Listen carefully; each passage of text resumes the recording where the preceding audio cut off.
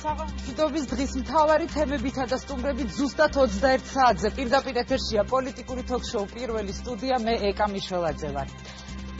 სოციალური დახმარება დაზარალებულ მოსახლეობაზე და ჯანდაცვის პოლიტიკა ქვეყანაში. რა ხდება ჯანდაცვის სფეროში და რა ხარვეზებს ხედავს სისტემაში თავად ჯანდაცვის მინისტრი. რა გახდა დედაქალაქის ხელმძღვანელობას შორის დაპირისპირების მიზეზი და რას უწუნებს ხელისუფლება მედიას. ეს მთავარი თემები სულ რამდენიმე წუთში პირველი სტუდიის ეთერში. ჯანდაცვის მინისტრი დვანში რატომ მოყვა ხმაური დავით სერგეენკოს ჩასვლას კონფლიქტის ზონაში? თქვენ ხართ ის მინისტრი, რომელსაც გაუგმა სოციალური დახმარება. თქვენი ხელისუფლების დაწერილია ეს დადგენილება, სადაც წერია, ვერაფერს როცა დაამთავრებთ, იმიტომ რომ მიდიხართ სხვაგან. არაცა შეწყობაში ამიტომ შეიძლება და სოციალური და ჯანდაცვის პოლიტიკა ქვეყანაში პირველი სტუდიის პირდაპირ ეთერში ჯანდაცვის მინისტრი დავით სერგეენკო. კრიტიკა შენიშვნები და ციტატები ჟურნალისტების საავტორო გადაცემებიდან. ძალიან ბევრი ჟურნალისტის გამონათქვამებში იზრდება დილეტანტობა. არც ოდნა საკითხის. რაც არის იმას მიკითხა ძალიან თქო, რაც ის შემეკითხა. მედიის წარმომადგენლები პრემიერ-მინისტრთან რა მიზანს ემსახურებოდა დღევანდელი შეხვედრა. უშვებთ თუ არა იმ შესაძლებლობას, რომ შესაძლოა ეს იყოს შეცდომა. რა იყო შეცდომა? კომუნიკაციის ეს ფორმა. როგორი ფორმა? ჟურნალისტებთან. მე შეგახსენეთ, რომ თქვენ არ ახართ პოსტალიონები. ჟურნალისტებისა და მედია ექსპერტების შეფასებები პირველი სტუდიის პირდაპირ ეთერში. დედაქალაქის საკრებულოს თავმჯდომარის ბრალდებები მერის მისამართით. როგორ ფინანსდებოდნენ ამხანაგობის თავმჯდომარეები და რატომ შეწყვიტა საკრებულომ არსებული სქემა? პრიორიტეტების ახლებური განსაზღვრა თუ პოლიტიკურად მოტივირებული გადაწყვეტილება. ირაკლი შიხიაშვილი პირველ სტუდიაში.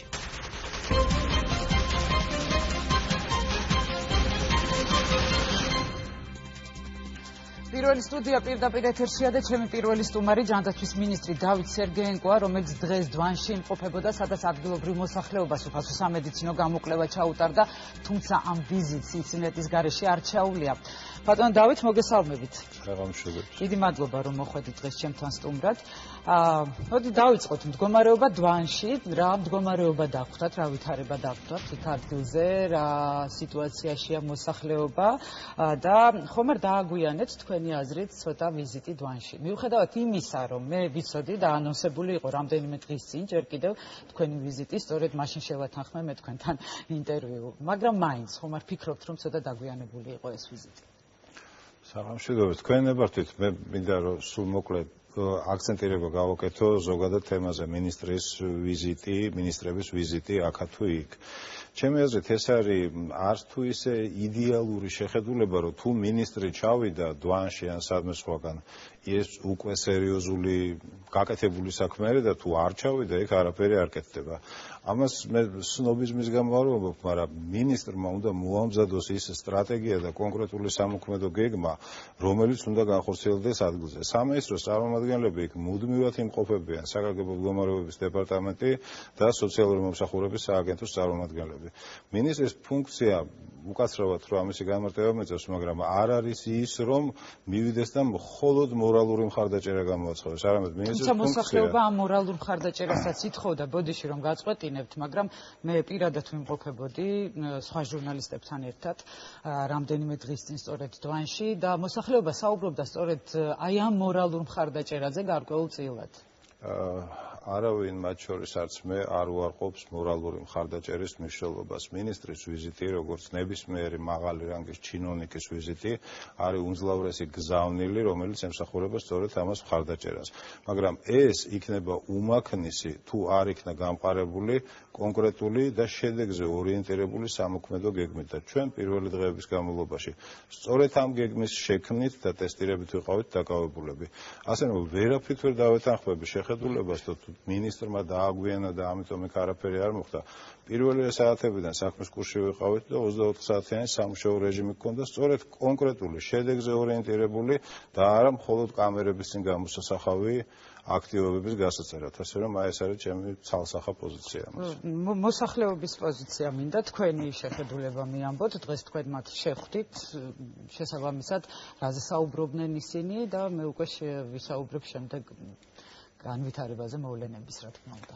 პირველ რიგში ყოველგვარი რაღაც მანერიზმის გარეშე მე ხაზი მინდა გავუსვა, რომ ქედს ვიხრი ამ ადამიანების წინაშე მათი სიმტკიცის გამო და მათი ვაჟკაცობის გამო, რომლებმაც მან მთელი ამ წლების განმავლობაში გამოავლინეს და ქართული სული არ გააქრეს იმ ადგილებში, სადაც ყოველდღიურად სასიკვდილო საფრთხეები ემუქრებოდათ და ემუქრებათ. მართლაც ქედს ვიხრი მათ წინაშე. რაც შეეხება სოციალურ და ჯანმრთელობის მდგომარეობას, მნიშვნელოვანი განსხვავება იქ არ არის, ავადობის სპექტრი იგივე არის, თუმცა გამოხატული არის ამ განუწყვეტელი გახანძლებული სტრესის გამო გარკვეული ფსიქოლოგიური საკითხები, რომელზეც ჩვენ ვიზრუნებთ, რომ შესაძლებლობის ფარგლებში გაუწიოთ დახმარება და კონსულტაცია. რაც შეეხება სოციალურ თემას, აქაც რაიმე მნიშვნელოვანი განსხვავება არ არის, თუმცა ის, რაც განხორციელდა ბოლო წლების განმავლობაში, როდესაც გლეხის შემოსავალი მხოლოდ მის მიწის ნაკვეთზე არის დამოკიდებული და უბრალოდ ვერაფერს ვერ გეგმავს, მოსავალი ვერ გამოაქვთ. ახლა რა თქმა უნდა, ესენი აღმოჩნდნენ ბევრად უფრო მძიმე სოციალურ მდგომარეობაში, ვიდრე იგივე კალიბრის, ასე ვთქვათ, სხვა სოფელში. შესაბამისად, ჩვენი დამოკიდებულება, ჩვენი მხარდაჭერა იქნება განსხვავებული და შესაბამისი იმ დანაკარგებისა, რაც მათ მიიღეს. ბატონ დავით, დვანში დაწყებული პროცესების პარალელურად თქვენ ეს ნამდვილად მოსმენილი გექნებათ და ხსმენია დარწმუნებული ვარ ამის შესახებ, რომ ისმის ხოლმე კრიტიკა ჯანდაცვის სამინისტროს მიმართ შეწყვეტილი სოციალური დახმარებების გამო. ეს დღესაც შეგახსენათ თქვენ იქ ადგილზე პრეზიდენტის ადმინისტრაციის უფროსმა. თუ შეგიძლიათ რომ აი განმარტოთ, რა გახდა აი ამ გადაწყვეტილებების მიზეზი? შეწყვეტილ სოციალურ დახმარებას სოციალური გასაგებია. სოციალური დახმარებები ჩვეულებრივ ექვემდებარება შეიძლება არა იდეალურ, მაგრამ გარკვეულ მეთოდოლოგიას, რომელიც მოიცავს სხვადასხვა ფაქტორებს. ამ შემთხვევაში დვანის და არა მარტო სოფლების შემთხვევაში გაკეთებული იყო გამონაკლისი 2009 წლიდან, როდესაც მთავრობის დადგენილებით 2009 წლიდან 2013 წლამდე მათ უნდა გაგრძელებოდათ სოციალური დახმარება და მათზე არ გავრცელებულიყო სწორედ ეს ფაქტორები. ეს თარიღი იყო გაწერილი და ამაზე მე არ მომიწერია ხელი 2009-ში ვინც იყო ჩემი კოლეგა ვეღარ ვიხსენებ, ეს მისი გადაწყვეტილება არის. ასე რომ ეს დღეს აღმოცენებული საკითხი არ არის. პირიქით ჩვენ ვზრუნავთ იმაზე, რომ ლეგალურად კანონის ფარგლებში როგორ აღვადგინოთ და ეს გადაწყვეტილება უკვე ნაპოვნი გვაქვს, მიღებული გვაქვს და შესრულება დაწყებული არის, სწორედ ეს სოციალური დახმარებები. ანუ ეს დღეს აღმოცენებული ფაქტორი არ არის და მე ძალიან გული მტკივა, როდესაც ამაზე ვინმე არ აქვს მნიშვნელობა, ვინ აკეთებს აპელირებას, რომ აი თქვენ შეუწყვეტეთ. ეს არ არის, ეს ჩადებული იყო 2009 წელს. ანუ ხარვეზი არის სისტემაში, თქვენ ამას ამბობთ. დიახ, რა თქმა უნდა, არც ერთი სისტემა არ არის იდეალური. უკვე შეცვლილია ეს სისტემა. მთელი ეს დღეები, ეს პერიოდი ჩვენ დაგვჭირდა იმისთვის, რომ არა მარტო ერთჯერადი აქციები გაგვემართა ეგ, არ ვიცი რაღაც წარმოჩენითი სამედიცინო აქტივობების ფონზე, არამედ სისტემურად, სტრატეგიულად მოგვეძებნა სწორი გადაწყვეტილებები და მოძებნილია და განხორციელება დაწყებულია იმისთვის, რომ დასრულდეს ეს თემა საერთოდ. თუნდაც ის გაორმაგებული, რომელზეც მე სულ მეუხერხულება ხოლმე ამაზე აპელირება, ну გაორმაგდა გახდა 60 ლარი, ძალიან ცოტა, რომ შეფერხების გარეშე მიუვიდეთ ამ ადამიანებს და არა მარტო ეს, არამედ უამრავი სხვა რაც კი შეგვიძლია მხარში დგომა, იმიტომ რომ კიდე ერთხელ ქედს ვიხრი მათი ვაჟკაცობის წინაშე.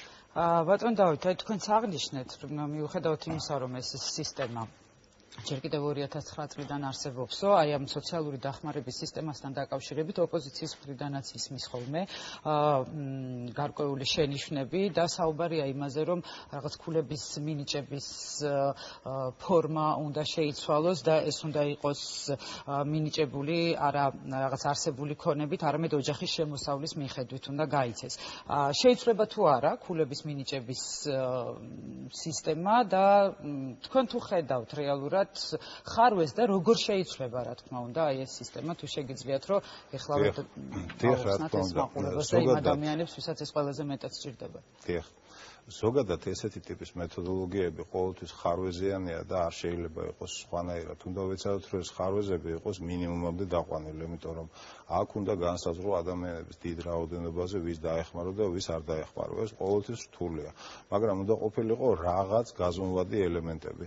ეს სისტემა შეიქმნა, ცვლილებები განიცადა რამოდენიმე მნიშვნელოვანი ცვლილებები და ჩვენ ხელისუფლებაში მოსვლამდე ხაზი მინდა გაუსვა და ეს ცვლილებები პოზიტიური იყო. ჩვენი ცვლილებები გამოიხატება რაში, რომ ამას ჭირდება მძლავრი ექსპერტული გუნდი, რომელიც ჩვენ მოვძებნეთ UNICEF-ის, გაეროს ბავშვთა დაცვის ფონდის სახელით. მემორანდუმის გაფორმდა უკვე UNICEF-თან, აი ეს თანამშრომლობა რას მოიცავს და კონკრეტულად რა შეიცვლება ამ თანამშრომლობის შედეგად? ამით შეიცვლება ორი რამ. პირველი მოხდება ამ პროგრამის მოქმედების ეფექტურობის შესწავლა, რას მივახციეთ ამით. თავდაპირველი მიზანი იყო, რომ ადამიანები გვეხსნა შიმშილით სიკვდილისაგან. რა შედეგები მივიღეთ ამით, როგორი უნდა იყოს მეთოდოლოგია, თქვენ ახსენეთ, რომ ოპონენტები ოპერირებენ იმაზე, რომ შემოსავლების მიხედვით უნდა იყოს. იცით, ყოველთვის ვერიდები ხის გამონათქვამს, მაგრამ ეხლა გვერდს ვერაული, რომ არ არის საჭირო ღია კარების მტრევა. შემოსავლები იმ რამოდენიმე ფაქტორიდან, რომლითაც განისაზღვრება ეს ქულები, უკვე არის და უკვე ჩადებული არის და უკვე გამოყენებული არის. ასე რომ ესე ზედაპირულად ძალიან სახიფათო არის ესეთ თემებთან რა. ეს არსებობს, არავისთვის საიდუმლო არ არის, რომ შემოსავლები არის ერთ-ერთი მთავარი განსაზღვრელი ფაქტორი სხვა ფაქტორებთან ერთად, როგორც არის ოჯახის წევრების ასაკი, რაოდენობა, ჯანმრთელობის მდგომარეობა, მათი მეურნეობის პირობები და ერთ-ერთი არის რა თქმა უნდა შემოსავლები. რომ დაგიდასტუროთ ეს ფაქტი, თავრიცი ამას წინათ იყო გახმაურებული შემთხვევა, როდესაც ათეულობით 1000-ის შემოსავალი დაუფიქსირდა სოციალურად დაუცველთა ბაზაში მყოფს და ჩვენ მყისიერად გავაკეთეთ ამაზე რეაგირება და ეს დახმარებები შეუჭერდათ. ეს იყო სკანდალური თემები, როდესაც ძალიან დიდი შემოსავლების სწორედ ეს ინსტრუმენტი გამოვიყენეთ და ეხლა გვეუბნებიან ეხლა გამორიცხული იქნება მსგავსი შემთხვევები, როდესაც აი რაღაც ასეთი დაფიქსირებული შემოსავლის გამო უწყდება ადამიანს სოციალური დახმარება და ეს ხშირად ხდება ხოლმე დისკუსიის საგანი და ამაზე თქვენს აღნიშნეთ, რომ რა თქმა უნდა გიწევთ რეაგირება. იქნება თუ არა ახალი რაღაც მეთოდოლოგიის შემთხვევაში ეს ყველაფერი გამორიცხული? გამორიცხვა რთულია გამორიცხვა, იმიტომ რომ როგორც მოგახსენეთ, ესეთი მსგავსი სისტემები მოიცავს გარკვეულ ხარვეზებს ყოველთვის. ჩვენ მოგვეცა შესაძლებლობა ამ სწორედ შემოსავლებზე დაფუძნებით გავაკეთებია რეაგირება, იმიტომ რომ გავაკეთეთ მონაცემთა გაცვლის სისტემა შემოსავლების სამსახურთან რამოდენიმე თვის წინ. ანუ ის, რასაც ახლა მე ოპონენტები მეუბნებიან, რომ გამოვიყენოთ ინსტრუმენტად, დიდი ხნის წინ გვაქვს ეს ყველაფერი დაწყებული და მართლაც გულსატკენიერი, როცა ამ ღია კარებს ამთრევენ რა. კარგი იქნება თუ ამ ენერგიას და კრეატიულობას მიმართავენ შედეგზე ორიენტირებულ აქტივობებში. ბატონ დავით, საყოველთაო ჯანდაცვა, გაზრდილი პრემია, შრომის ახალი კოდექსი, ეს არის ის მთავარი თემები, რომელზეც თქვენ ისაუბრეთ ერთწლიანი მუშაობის შეჯამებისას და აი ამ თემებს გაუსვით სწორედ ხაზი. საყოველთაო ჯანდაცვით რომ დავიწყოთ, უკვე რამდენიმე თვეა ის ამოქმედდა და რეალურად თუ შეგიძლიათ გითხრათ, რა სარგებელი მიიღო აი ამით მოსახლეობამ და როდის დაიწყება უკვე შემდეგი ეტაპი, ანუ მესამე ეტაპი. საყოველთაო ჯანდაცვის პროექტი დაიწყო მოგეხსენებათ წელს 28 თებერვალს, მოხდა მეორე ეტაპი, გაფართოების ეტაპი 1 ივლისს და უახლოეს კვირეებში ჩვენ გვექნება კიდე ერთი შეჯამება, რომელთაც გავზომავთ მართვის ეფექტურობას და განსაზღვრავთ წელსვე გავაკეთებთ შემდგომ გაფართოებას თუ გავაგრძელებთ იგივე პროექტით. რა იყო ჩვენი თავდაპირველი ამოცანა? თავდაპირველი ამოცანა იყო ორი და ორივე უკვე შესრულებული არის. ერთი ეს იყო, რომ ჯანმრთელობის მდგომარეობის გაუარესების გამო უფულობის გამო ადამიანს არ დაეკარგა სიცოცხლე და ეს უკვე 28 თებერვლის პროექტში უკვე მიღწეული არის. მეორე ამოცანა იყო, რომ თავისი ჯანმრთელობის მოსავლელად ადამიანს არ განეცარდა კატასტროფული ხარჯები, რაც არის წრიული შემოსავლის 40%-ზე მეტი. მიღებული არის ესეთი განსაზღვრება, რომ ამას არ გამოიწვია მისი და მისი შემდგომი თაობების გაღატაკება. ეს მეორე ამოცანაც უკვე მიღწეული არის საყოველთაო ჯანდაცვით. მედიცინა და ჯანდაცვა არასოდეს არ არის ყოვლის მომცველი. საყოველთაო არნიშნავს, რომ ყველას ყველაფერი დაუფინანსდება. ეს არის ძირითადი საბაზო და გააზრებული პრიორიტეტებით დალაგებული სისტემა. თუმცა ბატონ დავით, იგივე გუშინ საპარლამენტო დებატების დროსაც გამოითქვა გარკვეული შენიშვნები აი ამ საყოველთაო ჯანდაცვის პროგრამასთან დაკავშირებით, კერძოდ კი საუბარი იყო იმაზე, რომ არის საფრთხე კერძო სადაზღვევო კომპანიების ბაზრიდან განდევნისა, ასევე არის საფრთხე იმისი, რომ ჯანდაცვის მომსახურების ხარისხი გაუარესდეს. აი რას უპასუხებდით თქვენ ამ კრიტიკას? არსებობს რეალურად ასეთი საფრთხეები? იცით რა, არაერთხელ მაქვს უკვე პასუხი გაცემული, ეხლაც არ დავეზერებ და ვეთქვი. პირველი ის, რომ კერძო სადაზღვევო ინდუსტრიის განდევნის საფრთხე არ არსებობს როგორც ასეთი. თუმცა რომც არსებობდეს და რისკების შეფასებას და ტესტირებას ვაკეთებდეთ და სასტორის პინის ერთ პინაზე დავდოთ ჩვენი მოქალაქეების ჯანმრთელობა და სიცოცხლე, ხოლო მეორეზე კერძო სადაზღვევო ინდუსტრიის განვითარება და ზოგადად კერძო ბიზნესის, მე მგონი რომ თავისთავად ცხადია, საით გადაიხრება სასტორის პინა. თუმცა კიდე ერთხელ ვამბობ, რომ ესეთი რისკები არ მოიაზრება, პირიქით სადაზღვევო კომპანიებს ექნება წარმატებული შესაძლებლობა. მაშინ რაზე დაყრდნობით აცხადებს ამას ოპოზიცია და რაზე დაყრდნობით იყო სწორედ ეს განცხადებები გუშინ საკანონმდებლო ორგანოში? მე გამიჭირდება, რომ მათი мотиваციის შესახებ მოვყვე, თუმცა ვადასტურებ, რომ ამაზე მე არაერთხელ მათ შორის პარლამენტში გამოსვლაზეც ჩემი აზრით მყარი არგუმენტები მოვიყვანე, რატო არ მოიაზრება ესეთი რისკები. და ეს არგუმენტები განმტკიცებული იყო არა პირადად ჩემი, არა ჯანდაცვის სამინისტროს, არამედ იმ დიდი გუნდის, რომლებშიც შედიოდნენ მსოფლიო ჯანდაცვის ორგანიზაციის ექსპერტები და მსოფლიო ბანკის ექსპერტები, რომლებიც ჯანდაცვის დაგეგმარებაში ამინდს ქმნიან ზოგადად დედამიწაზე. ჩვენი ერთობლივი შეჯერებული პროექტია. მე არ ვაბარებ მათ, არ ვამისამართებ პასუხისგებლობას მათზე. უბრალოდ ვცდილობ, რომ არგუმენტი გავამყარო. და მე ვერ გიპასუხებ რა არგუმენტით ხელმძღვანელობდნენ ოპონენტები. თქვენ ისაუბრეთ აქ ჩემთან ინტერვიუში და ახსენეთ ღია კარის მტრევაც. ანუ გასაგებია ეს, რასაც ნიშნავდა თქვენი მოსაზრება, რასაც მეანიშნებდა. თუმცა მე მაინც მინდა თქვენი მოსაზრება მოვისმინო, ბატონო დავით, იმასთან დაკავშირებით, რომ რა უმთავრეს პრობლემებს ხედავთ აი ახლა თქვენ ჯანდაცვის სისტემაში, ის რაც მყისიერად ძალიან სწრაფად საჭიროებს გადაწყვეტას და რაზეც უკვე დაწყებულია მუშაობა, ან თუნდაც უახლოეს მომავალში აპირებთ, რომ დაიწყოთ მუშაობა. ჯანდაცვის სისტემის პრობლემები. პირველი პრობლემა არის ის, რომ ჯანდაცვის სისტემა, როგორც ასეთი სისტემა, რომელიც იმართება, ესეთი მე ვერ აღმოვაჩინე ამ 11 თვის განმავლობაში. ეს ყველაფერი არის ესეთი რაღაც დიფუზური სტრუქტურა, როდესაც თითოეული ექიმი და თითოეული მენეჯერი განსაზღვრავს, როგორ უნდა მოიქცეს და სახელმწიფოს არანაირი არც ერთი ინსტრუმენტი არ დაუტოვებია ორი მთავარისგან, რომელიც არის ხარისხის კონტროლი და ხარჯეფექტურობის კონტროლი და ეს მთლიანად გადაბარდა კერძო სექტორს. რაშიც ცუდი არ შეიძლება იყოს არაფერი, მაგრამ მხოლოდ მას შემდეგ, რაც სახელმწიფო ამ ორ ბერკეტს განავითარებს. ეს არის უმთავრესი პრობლემა, პირველი კალიბრის პრობლემა, რომელსაც მოყვება უკვე მეორე, მესამე ეშელონის პრობლემები, რომელსაც უბრალოდ ჩამოთვლაც კი შორს წაგვიყვანს, მაგრამ პირველი მთავარი არის ის, რომ ჯანდაცვის სისტემა არ მოქმედებს როგორც სისტემა. მართვადი სისტემა, რეგულირებადი სისტემა, რაც აუცილებელია. ბატონ დავით, დღეს პარლამენტში შევიდა ბიუჯეტის პროექტი, სადაც საუბარია იმაზე, რომ ჯანდაცვის სფეროს დაფინანსება არის გაზრდილი.